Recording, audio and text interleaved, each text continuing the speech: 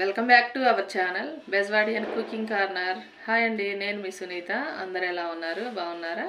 ఈరోజు మన వీడియోలో మా చెట్టు ములక్కాయలతో ములక్కాయ పచ్చడి చేస్తున్నానండి. ములక్కాయ నిల్వ పచ్చడి అనమాట.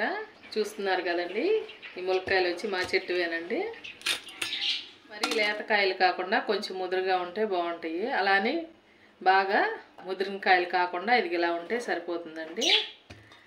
ఇలా ములక్కాయల్ని నేను ముందు రోజే కోసి పెట్టుకున్నానండి. అప్పటికప్పుడు కోసి పెట్టామనుకో మనం ఆయిల్లో ఫ్రై చేసేటప్పుడు ముక్కలు విడిపోతాయి అన్నమాట. ఫ్రెష్ కాయలు కదండి, అందుకని ముందు రోజే ములక్కాయలు కోసి పక్కన పెట్టుకున్నాను. నెక్స్ట్ డే నేను చేసాను అనమాట.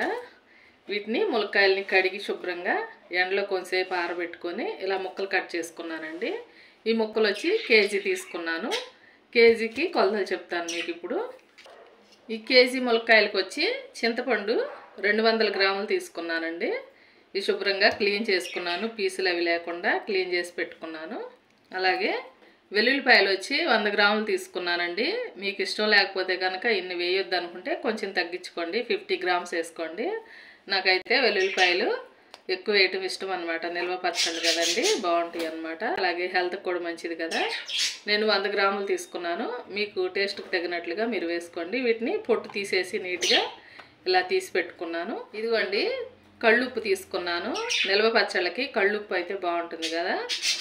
ఈ ఉప్పు వచ్చి 200 గ్రాములు తీసుకున్నానండి. ఇది 250 గ్రాముల కప్పు కదా. దీని పై వరకు వేసుకుంటే 250 గ్రామ్స్ అయ్యిద్ది అనమాట. నేను పై వరకు వేయలేదు కదా, కొంచెం వెల్తిగా తీసుకున్నాను. 200 గ్రాములు ఉంటుంది. ఇప్పుడు ఇదే కప్పుతో 200 గ్రాములు కారం కూడా తీసుకున్నానండి. ఇది పచ్చికారం అండి, పచ్చళ్ళకి మనం వేసుకుంటాం కదా, పచ్చికారం అన్నమాట. ఇది 200 గ్రాములు తీసుకున్నాను. ఇప్పుడు ప్రాసెస్ ఎలాగో చూపిస్తాను. ఈ చింతపండుని వేడి నీళ్ళలో నానబెట్టుకోవాలండి. ఈ చింతపండుని ఒక బౌల్ తీసుకొని ఈ బౌల్లో వేసేసుకొని ఒక 2 సార్లు కడుక్కోవాలండి. చూసారు కదండి, నీట్గా కడిగి తీసుకొచ్చాను. ఇప్పుడు వేడి నీళ్ళు మరిగించి పెట్టుకున్నానండి. ఈ వేడి నీళ్ళు వేసేసుకుందాము. చక్కగా మెత్తగా నానిపోయిద్దండి. ఓ పావు గంట పాటు పక్కన ఉంచుకుందాము. ఈ పచ్చడికి వచ్చి 1/2 కేజీ ఆయిల్ పట్టిద్దండి. ఇప్పుడు నేనైతే పావు కేజీ వేసేసాను. మళ్ళీ ఇది 2వ కప్పు అండి. ఇది ఈ 2 కలిపి 1/2 కేజీ అనమాట. ఇప్పుడు 1.5 కప్పు ముక్కలు ఫ్రై చేసుకోవటానికి వేసుకుంటున్నాను. ఇది తర్వాత తాలింపు వేసుకుందామండి ఈ ఆయిల్తో. ఈ ఆయిల్ వచ్చి గ్రౌండ్నట్ ఆయిల్ తీసుకున్నానండి నేను. ఆయిల్ వేడయింది. ముక్కలు వేసేసుకొని దోరగా ఫ్రై చేసుకుందాము. ఎక్కువ ఫ్రై అవ్వాల్సిన అవసరం లేదండి. మంటను సిమ్లో పెట్టుకోండి. హైలో పెట్టామనుకో ముక్కలు ఎర్రగా వేగిపోతాయి ఒకటను, అలాగే ముక్కలు పగిలిపోయే అవకాశం ఉందండి. సిమ్లో పెట్టుకునే నిదానంగా 2 సార్లుగా ఫ్రై చేసుకుంటే సరిపోతుంది.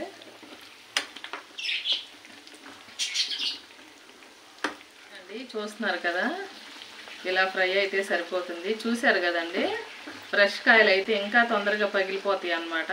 నేను అందుకే ముందు రోజు కోసి పెట్టుకుని ఈ పచ్చడిని ప్రిపేర్ చేస్తున్నాను. అయినా కానీ సిమ్లో పెట్టాను. చూసారా, పగిలింది. ఇలా అవుతుందన్నమాట. అందుకని కేర్ఫుల్గా సిమ్లో పెట్టుకుని ఫ్రై చేసుకోవాలి. సరిపోతుందండి, తీసేసుకుంటున్నాను. చింతపండు పులుసుని ఇలా చక్కగా తీసి పెట్టుకున్నాను.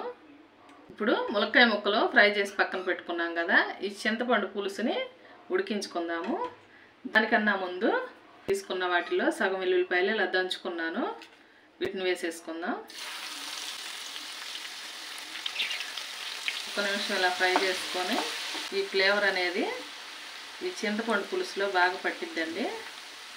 ఫ్రై అయితే సరిపోతుంది. ఇప్పుడు చింతపండు పులుసుని వేసేసుకుందాము. స్టవ్ హైలో పెట్టుకోండి.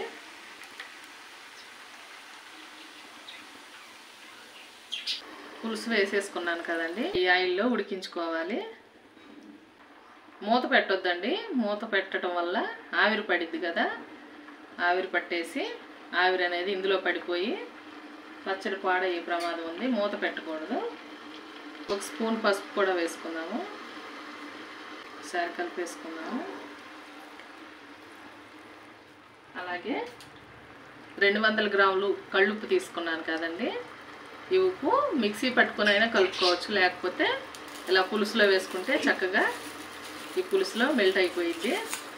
అన్నీ ఒకేసారి ఆయిల్లో ఫ్రై అయితే చక్కగా సరిపోతుంది. ఇప్పుడు ఈ గుజ్జు అంతా దగ్గరగా ఉడికించుకోవాలండి.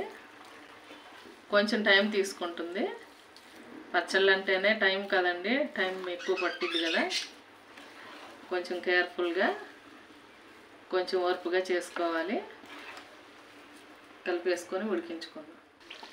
ఓకే అండి, చూస్తున్నారు కదా, పులుసు దాదాపు ఉడకటానికి అరగంట సమయం పట్టిందండి.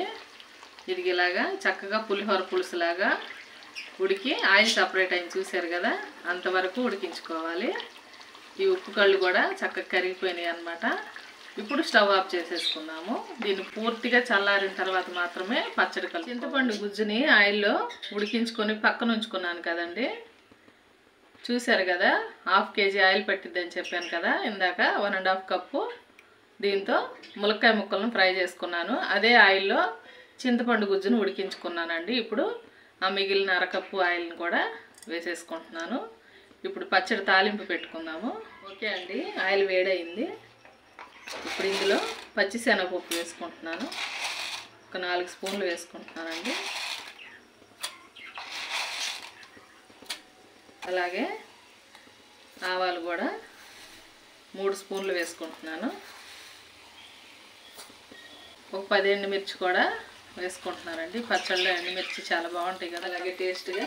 ఆ తర్వాత వెల్లుల్లిపాయలు ఇందాక సగం దంచి వేసుకున్నాను కదండి చింతపండు పులుసులో. ఇప్పుడు మిగిలినవి కూడా వేసేసుకుంటున్నాను. వీటిని కొంచెం ఇట్లా దంచుకొని వేసుకోండి. అలా అని వెల్లుల్లిపాయ మొత్తం చిటికిపోకూడదు, ఇలా గబ్బంలాగానే ఉండాలి, ఇలానే ఉండాలి. పేల్తీ అన్నమాట ఆయిల్లో వేసినప్పుడు, అందుకని ఇలా కొంచెం దంచి వేసుకోండి. కొంచెం కరివేపాకు కూడా వేసుకున్నామండి.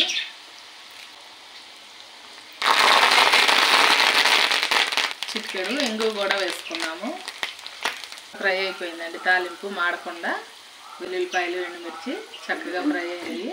స్టవ్ ఆఫ్ చేసుకున్నాము.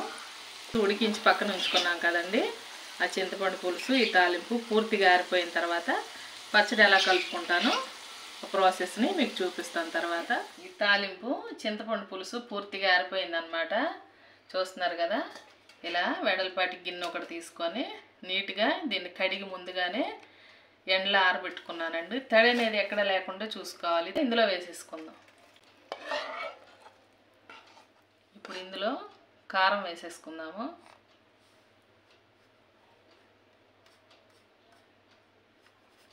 కొంచెం తీస్తున్నానండి, తర్వాత చూసి కలుపుకుందాము.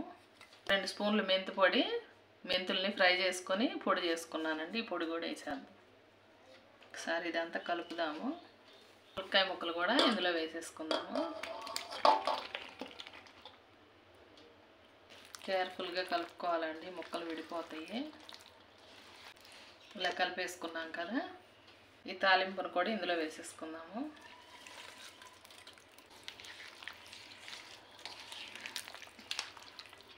ఇదంతా కలిపేసేటప్పటికి ఆయిల్ అంతగా కనిపించడం లేదు కదండి.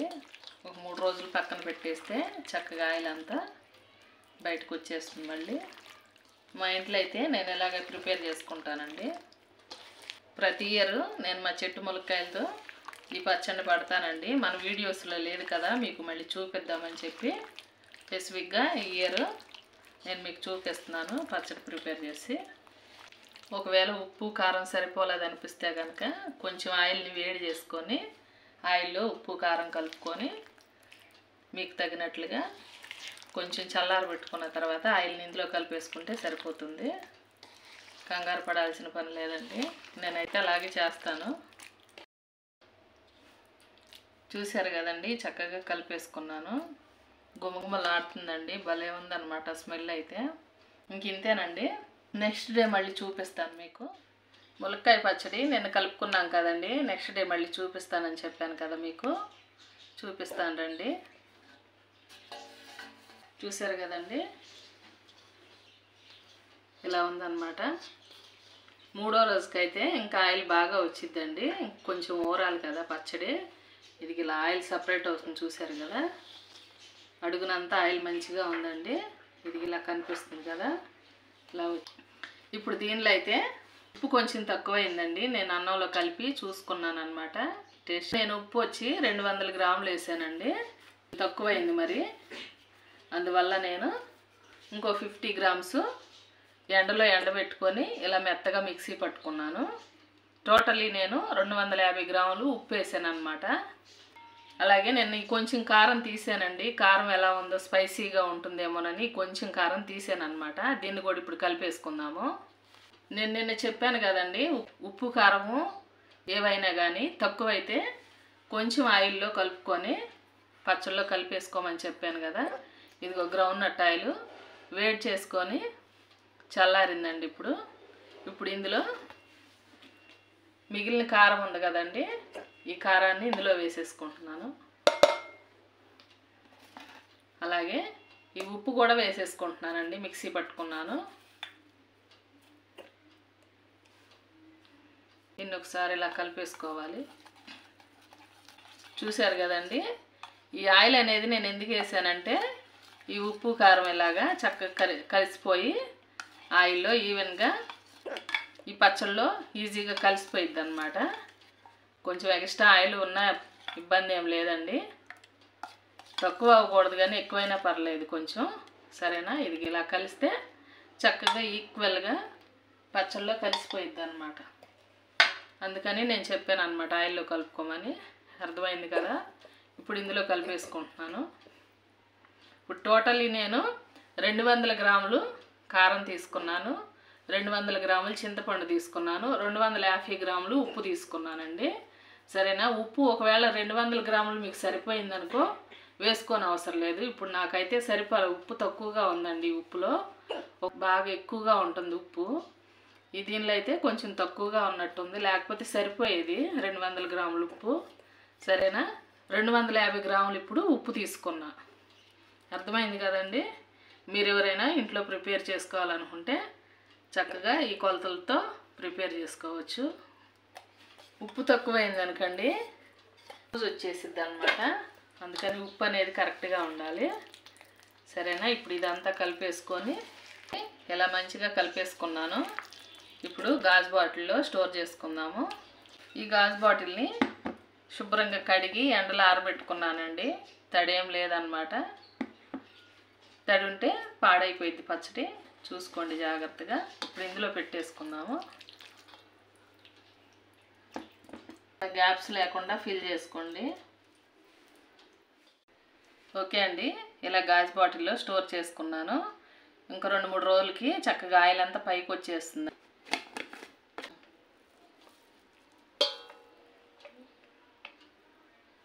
వేసిన కొలతలన్నీ కరెక్ట్గా సరిపోయినాయండి, చూశారు కదా.